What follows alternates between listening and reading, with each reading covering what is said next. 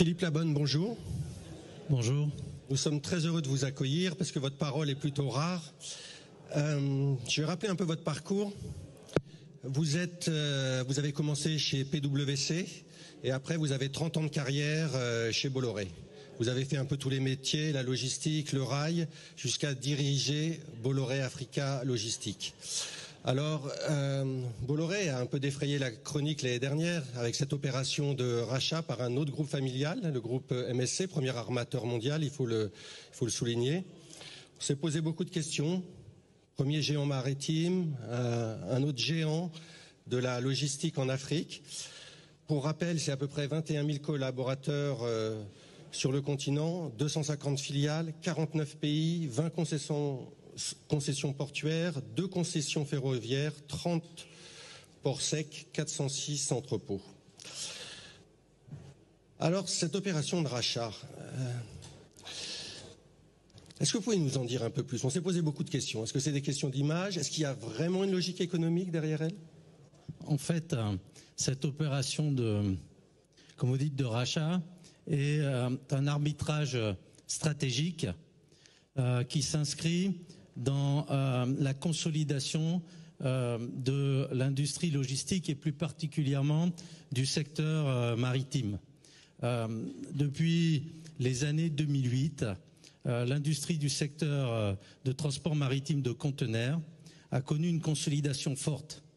En fait, et le principal moteur de cette consolidation, c'est que les armateurs devaient faire face à un marché qui était tourné vers la demande, très compétitif.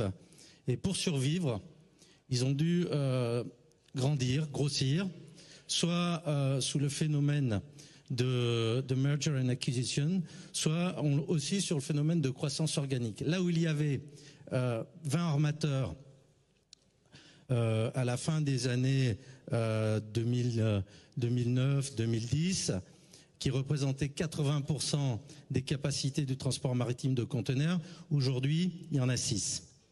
Donc je ne vais pas citer toutes les fusions qu'il y a eu, mais il y a eu en fait 2 tendances, donc les fusions et les acquisitions, et un armateur qui a eu une stratégie différente, qui a connu une grosse croissance interne, une croissance organique et qui est devenu le numéro 1 mondial. Et qui avait des activités en Afrique déjà. Et qui avait des activités en Afrique. Donc je disais que face à cette phase de consolidation du secteur maritime et des armateurs, les logisticiens que nous sommes ont dû aussi grandir pour pouvoir conserver un pouvoir de négociation avec ces acteurs qui jouent un rôle stratégique dans la chaîne de valeur. Donc aussi, on a eu des grandes concentrations dans le secteur des freight forwarders. La deuxième conséquence en fait des années 2000, c'est que on sait tous, il y a eu suite à la crise de 2008 une injection de liquidités dans l'économie qui s'est en partie orientée vers les infrastructures. Alors je vais répondre à votre question sur l'orientation et le sens de cette opération. En fait, nous nous sommes retrouvés dans une industrie consolidée où il fallait grossir à la fois dans le domaine logistique et à la fois dans le domaine des infrastructures. On a vu arriver des grands fonds qui ont injecté des capitaux, qui ont rendu ce secteur plus compétitif, plus cher, et aussi des fonds d'État. Donc face à ce double phénomène, nous avons beaucoup discuté avec Cyril de l'orientation à donner à notre compagnie, et il était clair que le futur passait par des arbitrages et que l'arbitrage qui paraissait le plus sain pour Bolloré Africa Logistique et donc maintenant pour AGL, pour ses collaborateurs, pour ses partenaires, c'était d'adosser notre compagnie à un grand acteur du secteur maritime. Et en fait, nous avons eu aussi de la chance parce que nous avons eu un acteur très intéressé par l'Afrique qui a donc décidé de reprendre notre compagnie pour lui donner un nouvel élan. Une des inquiétudes, c'était aussi la perte d'ADN français, mais aussi perte d'ADN africain. Et je crois que très rapidement, Diego Aponte a dit qu'il s'inscrivait dans les pas de Vincent Bolloré. Est-ce toujours le cas? En fait, la stratégie de Diego Aponte, de la famille MSC, c'est de participer à la transformation de l'Afrique et de le faire avec les équipes qui ont construit le réseau que vous avez décrit aujourd'hui. Et donc, la volonté de Diego Aponte, c'est que nous allions plus loin, plus vite, plus fort, avec Africa Global Logistics pour être un acteur clé des grands changements de l'Afrique. C'est toujours 90%, 95% de cadres africains dans le groupe d'employés, de cadres? Ah oui, c'est plus de 95% d'Africains à tous les niveaux. En fait, notre groupe est un groupe africain par les hommes qui l'animent. La crise sanitaire et les effets de la guerre en Ukraine ont profondément déréglé la chaîne logistique mondiale. Quel est l'impact sur vos activités, sur les circuits de distribution vers l'Afrique, qui sortent de l'Afrique? En fait, la principale conséquence de la crise sanitaire, ça a été la création de goulets d'étranglement logistique, d'abord par une réorientation des flux entre l'Est et l'Ouest.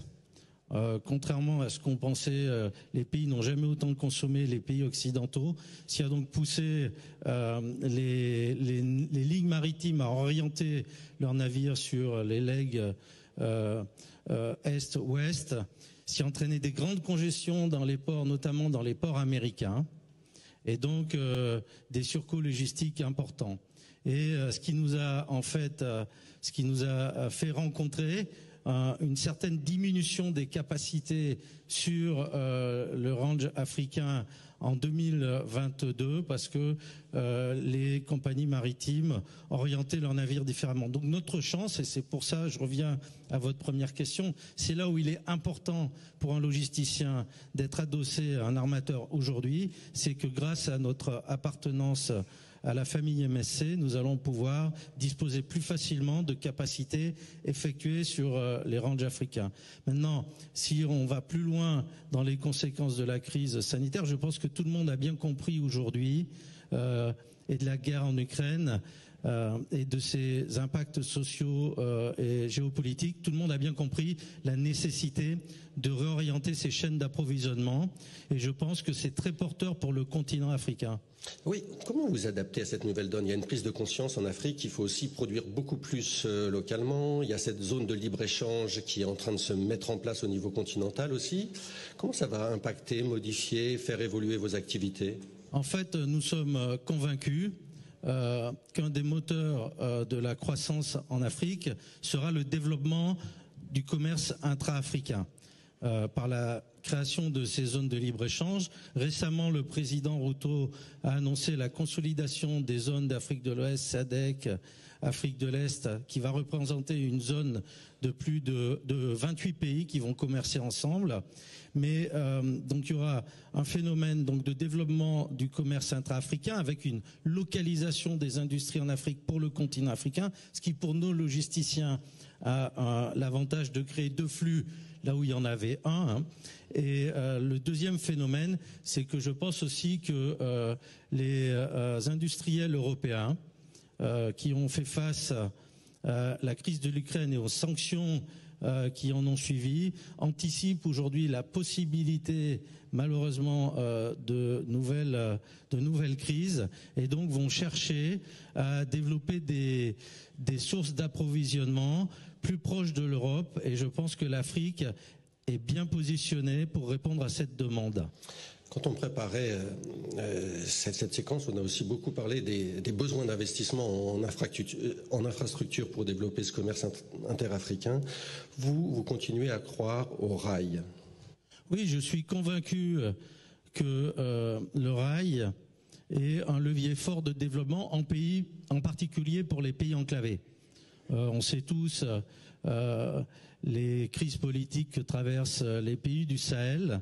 Et je suis convaincu que le rail, qui est un vecteur logistique puissant, peut permettre à ces zones enclavées de produire des produits agricoles, de les transformer, de les réexporter. Et le gros avantage du rail, c'est qu'il crée des zones d'éclatement, des hubs, sur lesquels vous pouvez avoir à la fois des entrepôts de stockage, mais aussi des sous-traitants logistiques qui vont faire le last mile. D'accord. Historiquement, Bolloré a investi dans le rail. Les Chinois sont aussi très présents. Les Indiens aussi en Afrique de l'Est d'une manière historique. Alors, il y a cette nouvelle ambition européenne avec ce fonds Global Gateway, 150 milliards qui vont être consacrés à l'Afrique. C'est des investissements énormes, le rail. Oui, en fait, vous savez, on est, comme vous le dites, on opère 2 chemins de fer en Afrique. Et le fruit de mon expérience, c'est qu'aucun opérateur privé ne peut supporter seul le financement d'un réseau ferroviaire. En revanche, il peut apporter son expertise de gestion, sa capacité à comprendre les flux et créer, en partenariat avec les États, des conditions pour réaliser cette infrastructure. Mais c'est clair qu'il faudrait un plan Marshall pour le chemin de fer en Afrique, à la fois pour éviter les congestions urbaines, mais aussi, j'insiste, pour permettre aux pays enclavés de connaître un développement et d'éviter les grands exodes vers les ports. Le temps tourne très vite. J'ai envie de vous poser une dernière question, une double question. Est-ce que AGL va poursuivre ses investissements en Afrique? À quel rythme?